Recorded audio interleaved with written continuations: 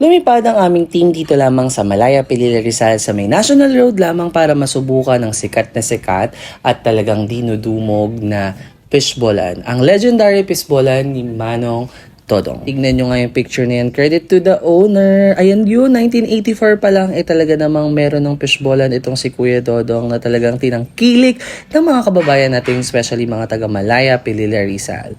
Actually, hindi lamang siya typical na fishballan or squid balls, chicken balls, kwek-kwek at kikiam. Super duper quality rin talaga ang kanilang sauce. And ang pinaka nakita ko talaga dito is yung kalinisan ng kanilang fishballan.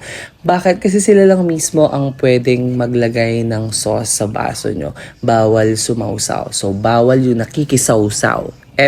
Pero ito nga, sinubukan ko na nga tong chicken balls and squid balls nila. Promise, a must try. Yung kikiam nila, sakto lang, hindi ko masyado nagustuhan. Pero dahil sa kasarapan ng sauce, talaga namang panalong-panalo. And their kwek-kwek, grabe. This is also a must try. Yung kanilang palamig na so refreshing. Alam nyo ba na dahil sa pagpipispol ay napagtapos nila ang kanilang 4 na anak, 2 nurse at 2 computer science.